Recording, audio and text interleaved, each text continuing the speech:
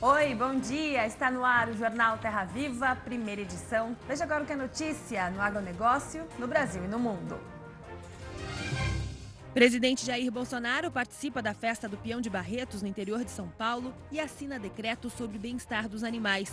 No evento, Bolsonaro também voltou a dizer que não vai demarcar terras indígenas enquanto for presidente. Não voltei para cá para demarcar terras indígenas, quilombolas ou cada vez mais sendo xiita na questão ambiental. Desmatamento da Amazônia cresce 15% nos últimos 12 meses, segundo o Amazon. Novo diretor interino do INPE toma posse e diz que comparações inadequadas de dados podem gerar interpretações equivocadas.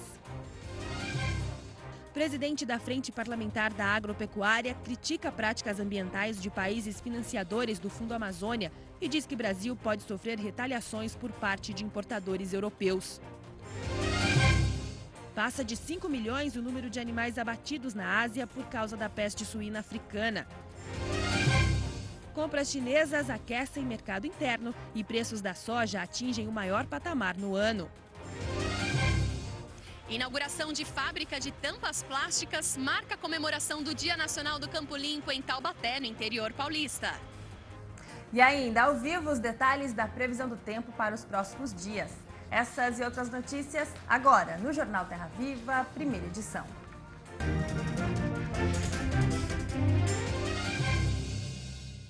Nesse fim de semana, o presidente Jair Bolsonaro participou da festa do Peão de Barretos, no interior de São Paulo. Ele assinou um decreto sobre o bem-estar dos animais que participam de rodeios e desfilou em um cavalo. O repórter Yuri Macri acompanhou a agenda do presidente e tem mais informações. O presidente Jair Bolsonaro chegou por volta das 6h10 da tarde do sábado na cidade de Barretos, no aeroporto municipal. Com forte esquema de segurança, ele veio até o Hospital do Amor, que é referência no tratamento de câncer em todo o país. Logo após essa agenda, o presidente seguiu em direção até o Parque do Peão, onde acontece a 74ª edição da tradicional festa da cidade. Ele participou da festa da queima do alho e logo após, por volta das 9h da noite, subiu no palco da arena, onde assinou um decreto que tem o objetivo de flexibilizar as leis no quesito do tratamento dos animais neste tipo de festa. Ele discursou e em seguida desceu até a arena, onde andou de cavalo. O presidente não quis falar com ninguém da imprensa durante a sua passagem na cidade de Barretos. Seguiu em direção até o aeroporto municipal e foi para Brasília. E durante a festa do Peão de Barretos, o presidente falou novamente que não vai demarcar terras indígenas e defendeu as vaquejadas. Este momento, onde tantos criticam a festa de peões ou a vaquejada, eu quero dizer que com muito orgulho estou com vocês. Para nós não existe o politicamente correto. Faremos o que tem que ser feito. E já que tem muita gente no campo aqui, dizer-lhes que por ocasião do encontro do G20 em Osaka, não voltei para cá para demarcar terras indígenas, quilombolas ou cada vez mais sendo xiita na questão ambiental. O meio ambiente pode e vai casar com o desenvolvimento. O desmatamento da Amazônia cresceu 15% nos últimos 12 meses, segundo o Amazon, um instituto que não é ligado ao governo. O diretor interino do INPE tomou posse e afirmou que comparações inadequadas de dados podem gerar interpretações equivocadas.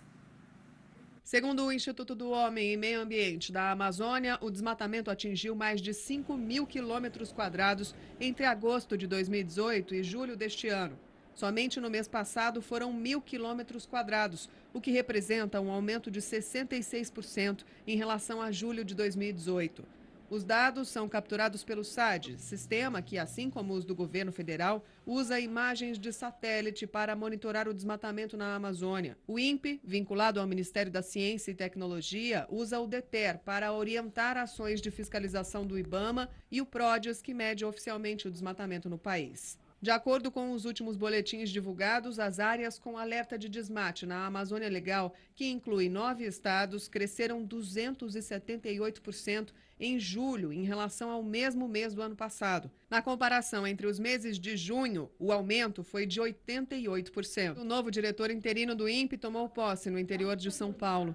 O militar da reserva, Darkton Policarpo Damião, assume no lugar de Ricardo Galvão, que deixou o cargo depois que o presidente Jair Bolsonaro chamou os números de mentirosos e questionou as divulgações.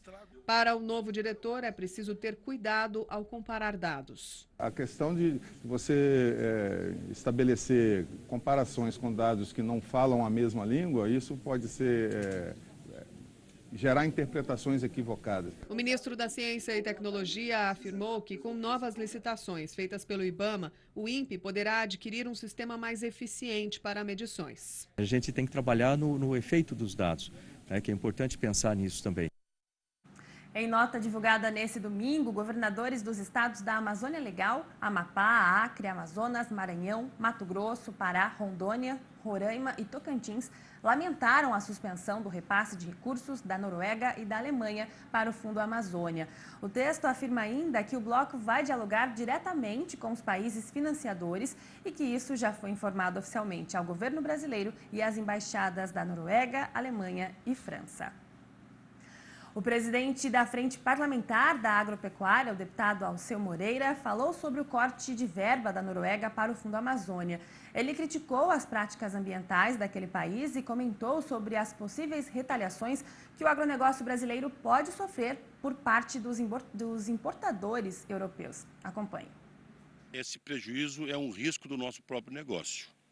É preciso perceber o seguinte, quando tu vai ir para lá fazer o acordo da Comunidade Europeia com o Mercosul, embalado nesse processo de lá para cá, tá as exigências condicionadas. Tu pode vender para 750 milhões de consumidores mais ricos do mundo, mas a condição para vender isso é assim. A Europa está para o consumo do mundo como o exame de admissão que nós fazíamos para entrar na escola. Se tu passar pelo consumo europeu, então tu está habilitado a vender para o resto do mundo.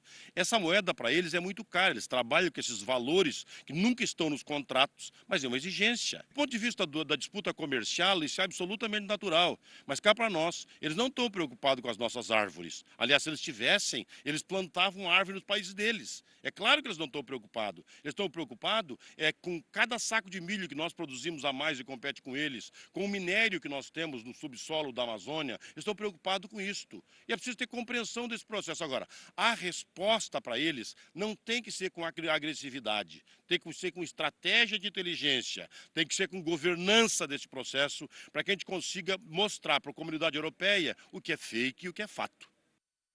E a seguir, ao vivo, os detalhes da previsão do tempo para os próximos dias. E você vai ver também, compras chinesas aquecem o mercado brasileiro e preços da soja atingem o maior patamar no ano. É daqui a pouco, aqui no Jornal Terra Viva, primeira edição. O dólar fechou a semana passada em alta de 0,4% e começa o dia cotado a R$ 4,00. A Bovespa também teve alta de 0,8%, fechando o pregão aos 99.805 pontos. A cotação da soja negociada na Bolsa de Chicago fechou em alta de 1% a $8,80 o bushel.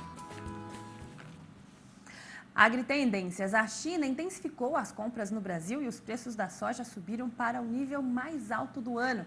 Acompanhe a análise de Silmar Miller. Depois de passarem boa parte do ano enfrentando um mercado pouco atraente, os produtores brasileiros de soja começam a finalmente perceber sinais de mudança para melhor nesse início de entre-safra. Ainda que tardiamente, os preços começam a avançar no mercado físico nacional, na contramão da Bolsa de Chicago, que segue refletindo a fraca demanda pelo produto dos Estados Unidos diante da persistente ausência de compras pela China por lá. Os preços da soja brasileira fecharam a semana em alta, chegando até R$ 86,00 por saca no porto referencial de Paranaguá, o nível mais elevado do ano até agora. Por trás disso está uma forte demanda por parte da China por aqui, com notícias de compras de mais de 1 milhão de toneladas de soja brasileira nos últimos dias. A forte demanda chinesa coincide com um momento de procura mais firme também por parte das indústrias esmagadoras locais, preocupadas em garantir seu abastecimento de matéria-prima. seja para a produção de farelo para a ração e óleo de cozinha, seja para atender ao aumento da demanda de óleo para a produção de biodiesel, cuja mistura no óleo diesel vai subir de 10% para 11% a partir de setembro. Isso determinou um forte avanço dos ágios nos portos brasileiros sobre os preços de Chicago. E para completar, houve também a ajuda do câmbio, com o dólar ultrapassando a casa dos R$ 4,00 no final da semana, ajudando a elevar ainda mais os preços internos da soja. A tendência é de intensificação da disputa comercial pelo grão nesses meses finais do ano, o que pode garantir a manutenção de preços elevados para os produtores que ainda têm produto armazenado ou com preço a fixar. E isso tende a animar os produtores também com vistas à próxima safra, permitindo aumentar suas áreas de plantio, possivelmente para níveis acima dos que vinham sendo projetados até recentemente. E vamos saber agora como é que fica o clima em todo o país.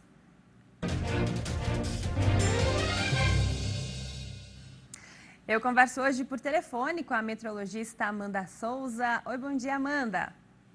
Olá, bom dia, Daiane, bom dia a todos. Oi, Amanda, então você separou um material para a gente hoje, né, para mostrar aí como deve ficar o clima de hoje até o final do mês de agosto.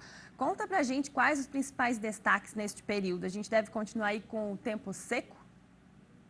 Olha só, o tempo mais seco tem sido grande preocupação em diversas áreas aí, em boa parte do Brasil Central, né, com essa estiagem já prolongada. A preocupação continua sendo aí os focos de queimadas, essa qualidade do ar que ainda preocupa, mas por outro lado, a gente tem também notícias boas. E tem gente preocupada com o retorno da chuva, principalmente aí produtores de algodão no Brasil Central, áreas do Centro-Oeste, que estão aí no período de colheita do algodão. Então, esse tempo mais seco tem beneficiado bastante. E hoje a gente até faz um comparativo, Daiane, com a safra do ano passado e a safra deste ano. Neste momento, né, lavouras aí de Mato Grosso, lavouras de algodão já estão com 47% colhido da safra e comparado com o ano passado, está mais avançado. O ano passado tinha 39% colhido neste mesmo período, ou seja, um avanço aí de 7%. E, de fato, os produtores de algodão estão preocupados. Será que a chuva retorna? Será que não? Então, hoje a gente comenta um pouco como é que fica a distribuição da chuva até o final do mês de agosto. Então, desde hoje, segunda-feira, até o dia 31 de agosto, a gente tem sim algumas mudanças no tempo. Áreas aí do centro-sul devem receber mais chuva, até chuva significativa, mas essa chuva deve ficar prevista mesmo aí para a região sul do Brasil. Aqui no sudeste pode passar pela faixa leste, mas a boa notícia é que áreas aí do centro-oeste ainda devem continuar com o tempo mais seco. Ou seja, essa colheita do algodão deve avançar tranquilamente, não tem o potencial de chuva, pelo menos até o final do mês de agosto. Daiane? Perfeito, Amanda. Então, os produtores de algodão podem ficar mais tranquilos, né? O algodão que este ano é um destaque aí, juntamente com o milho, um destaque em produção. Bom, e para a gente fechar, Amanda, tem nova frente fria chegando por aí, é isso? Nas regiões sudeste e sul do país? Tem sim, na verdade a frente fria já chegou aqui no estado de São Paulo, né, que já provocou essas mudanças no tempo durante esta segunda-feira, onde a gente já vê um céu mais nublado, aquela garoa que vai persistir ao longo do dia, mas essa frente fria, assim como as outras, já deve se afastar em direção ao oceano, não é uma frente fria tão continental, por isso que não consegue levar chuva abrangente até áreas do centro-oeste. Então, é como as outras que aconteceu, a frente fria passou pelo sul do Brasil, provocou chuva por lá já no final de semana, começa essa semana aqui passando pela faixa leste de São Paulo, mas logo se afasta em direção ao continente, em direção ao oceano, desculpa. E aí depois vem a queda na temperatura, mas também não deve ser de forma persistente. Nesses próximos dias a temperatura já volta a subir, o tempo volta a melhorar também aqui em áreas do sul e do sudeste. Daiane? Tá certo, Amanda. Obrigada pela participação, pelas informações. Até segunda que vem ao vivo. Até segunda que vem. Tchau, tchau. Tchau, tchau. Bom, e a seguir, passa de 5 milhões o número de animais abatidos na Ásia por causa da peste suína africana. E ainda, a inauguração de fábrica de tampas em Taubaté, no interior paulista, marca as comemorações ao Dia Nacional do Campo Limpo. Os detalhes daqui a pouco aqui no Jornal Terra Viva, primeira edição. A cotação do milho negociada na Bolsa de Chicago fechou em alta de 2,6% a 3 dólares e 80 centes. Na Bolsa de Valores B3, a cotação fechou estável.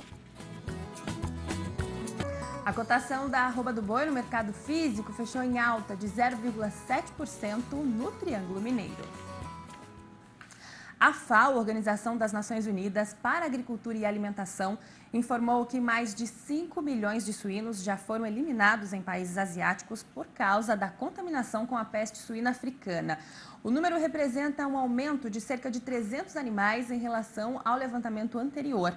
A alta se deve principalmente à elevação no número de casos identificados no Vietnã. A FAO informou também que 7 novos focos da doença foram identificados no continente asiático. Dos novos casos detectados, 5 foram reportados na China e 2 em Mianmar. E nesse domingo foi comemorado o Dia Nacional do Campo Limpo. A data celebra o sucesso da logística reversa de embalagens de defensivos no Brasil. Este ano, a cerimônia oficial aconteceu em Bebedouro, no interior paulista. Em Taubaté, também em São Paulo, a festa foi marcada pela inauguração de uma fábrica de tampas, que serão produzidas a partir da reciclagem das embalagens vazias recolhidas pelo sistema Campo Limpo. Veja como foi o lançamento. Econômico, social, ambiental. O tripé da sustentabilidade vivido na prática em Taubaté, no interior de São Paulo. As embalagens de defensivos agrícolas e as tampas utilizadas nas propriedades rurais são descartadas de forma correta, recicladas e reutilizadas. É a chamada economia circular, que fabrica outros produtos a partir do descarte correto de embalagens de defensivos agrícolas e de tampas plásticas. Nessa fábrica que acaba de ser inaugurada, as máquinas já vão entrar em funcionamento. Em todo o Brasil, na sociedade, mais de 500 milhões de reais, né? Seja através da operação do sistema, através das reciclagens, produção de mais de 30 produtos, finalizando e agregando valor com a produção de uma embalagem reciclada, uma tampa reciclada. A inauguração da nova fábrica reuniu produtores, representantes dos governos municipal, estadual e federal, além de parlamentares. Me diz qual é outro país que tem logística reversa? Quem realmente tem o dia do campo limpo, como nós estamos fazendo aqui agora? Transformar aquilo que é lixo em deixar de ser um grande problema ambiental, social, para se transformar numa alternativa. E empregar de maneira direta ou indireta mais de 2.000 pessoas nesse ecossistema do agro, que é muito importante. Relator do projeto de lei que moderniza a aprovação dos defensivos, o deputado federal Luiz Nishimori também marcou presença no evento e acredita que o PL entrará como prioridade no Congresso neste segundo semestre. Nós vamos colocar no plenário, nós já conversamos com o presidente Rodrigo Maia, que ele está de acordo, e na semana que vem nós temos uma reunião geral. Essa parte de aprovação dos registros dos defensivos agrícolas, né, muitas vezes chamado pela Anvisa de agrotóxico, é importante, né, porque a participação da Anvisa, porque é um tripé, né, onde você tem a participação do IBAMA, da Anvisa e do Ministério da Agricultura. A Anvisa, ela tem a responsabilidade de focar no risco sanitário para a população. E o Jornal Terra Viva, a primeira edição, termina aqui. Você pode rever todo o conteúdo no nosso site, pelo tvterraviva.com.br ou também no nosso aplicativo disponível no Google Play.